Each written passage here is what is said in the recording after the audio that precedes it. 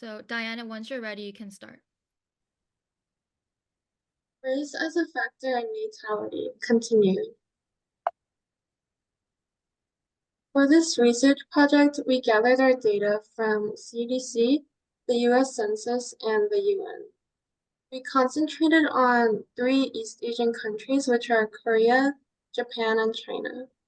And natality is just the ratio of number of births to the size of the population.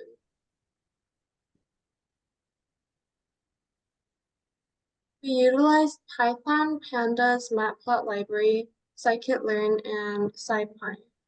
And we also utilize Gaussian filter while making the graphs.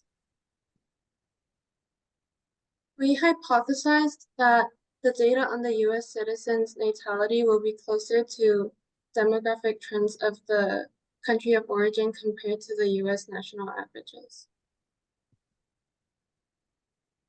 In the previous project, we attempted to compare and contrast the natality trends among Asian Americans and individuals in their respective mother countries.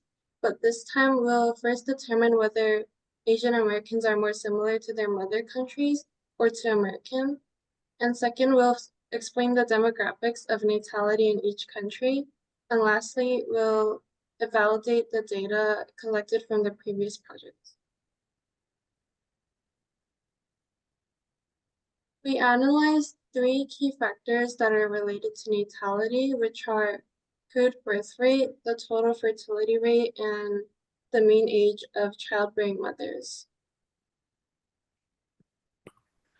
Our first comparison was based on the calculation of crude birth rates of Asian mother countries, Asian Americans, and America. Crude birth rate, by definition, is the annual number of live births per thousand population computed as a ratio. Our group calculated the CBR by first obtaining the annual values of Korea, Japan, China, and the United States directly from the UN dataset. And for East Asian subpopulations within the US, we consolidated multiple data sources, including the CDC natality dataset, to estimate the CBR for each subgroup, which provided the total number of births to mothers of each respective race from 2012 to 2022. Lastly, we obtained the annual total population data for each racial group in the US from the US Census American Community Survey. Using these data, the CBR was calculated using the formula CBR equals number of births in the population divided by total population times 1,000. Accuracy and clarity was improved by applying one-dimensional Gaussian filter to smooth the calculated values. Finally, we graphed the CBR over the years for East Asian Americans, comparing and analyzing the trends to those of their native countries as well as the overall US population. The following graph shows the comparison of CBR of Japanese and Japanese Americans. According to the graph, in 2012, Japan's CBR was 8.108, while Japanese Americans had a rate of 8.420. And by 2022, Japan's CBR had dropped to 6.293, and Japanese Americans' rate has decreased to 6.89.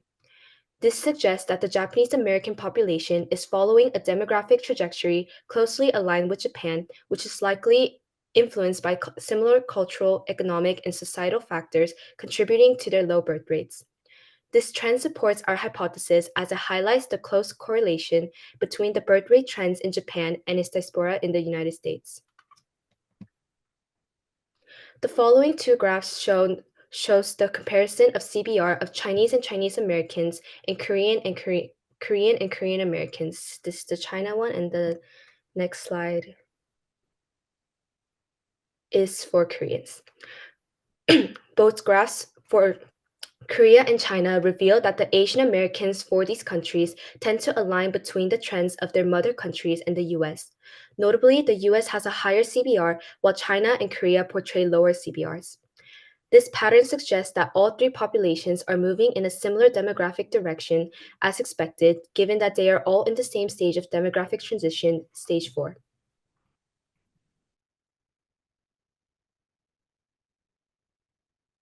Okay, so I will be sharing the next key factor, which is the mean age of childbearing. So, to put this in simple terms, it's the average age at which women in a population can give birth. So, I'm going to move on to the first graph, which is for China. So if we look at this graph, it's pretty interesting and it's kind of different than what we thought.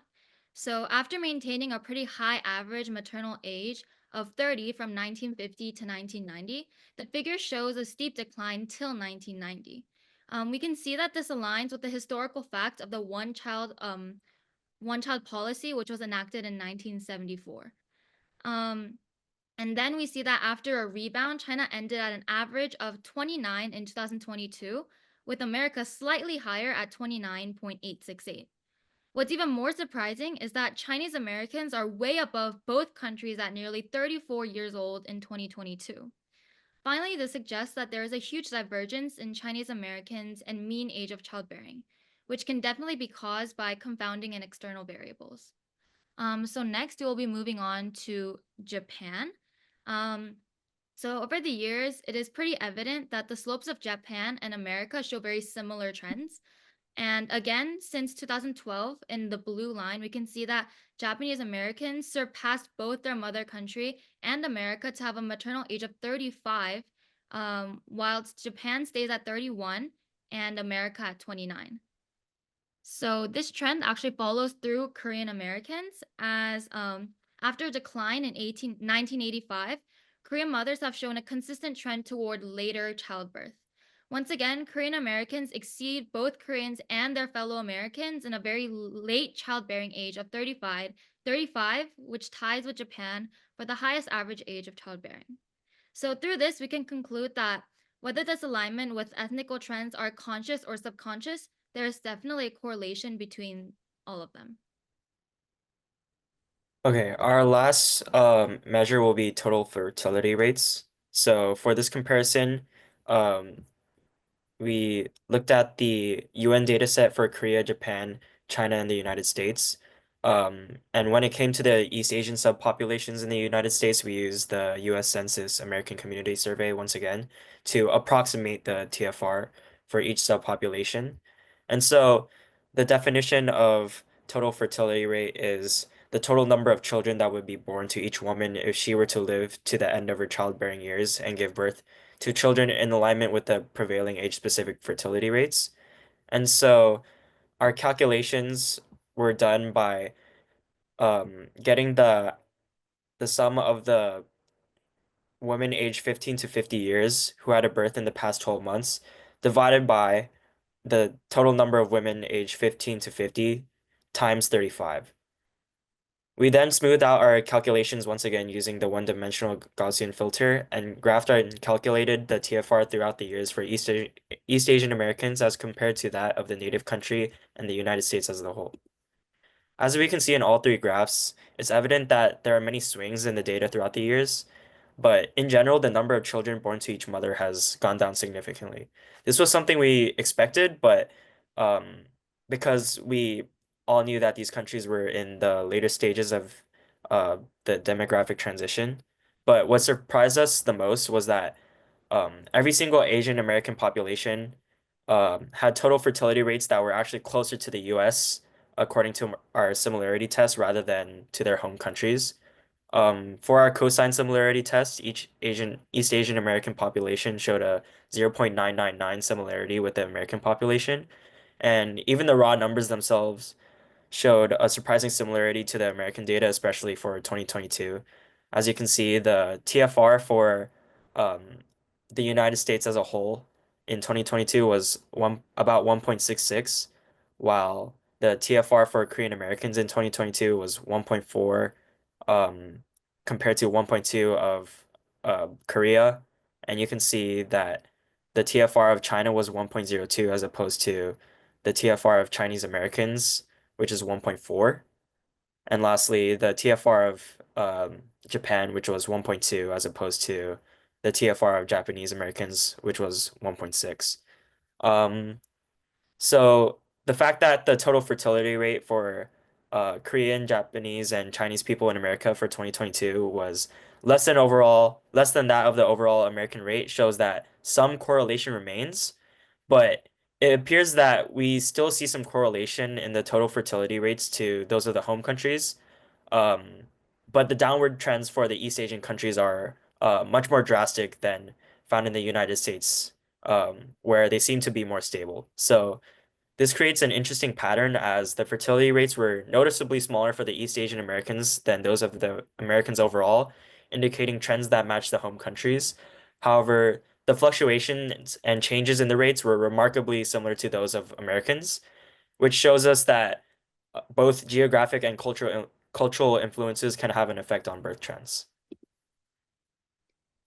So the next slide shows just some of the confounding variables that could have been part of our experiment. So our like hypothesis was saying that a lot of this is because of their ethnicity and the home country and what they believe in culturally.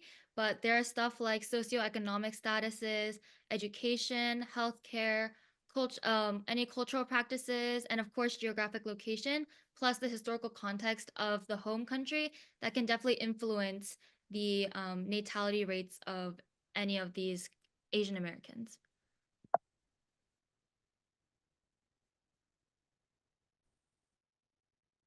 So, in conclusion, for our project, instead of observing the stark contrasts, we instead identified notable similarities in the patterns of the population and natality. And so this alignment underscores that the shared demographic challenges and trends, like the declining birth rates, the aging populations, even though there are confounding variables such as cultural and socioeconomic factors, the similarities between America and mother countries make it so that, in general, the Asian American population aligns with the same demographics as um, the years get more recent with the home countries. And while working on this project, we learned a lot more about our own mother country, Korea, and we hope to inform others and leave them with a better understanding and interest with their mother countries as well. And that's it for our presentation. Thank you. Okay.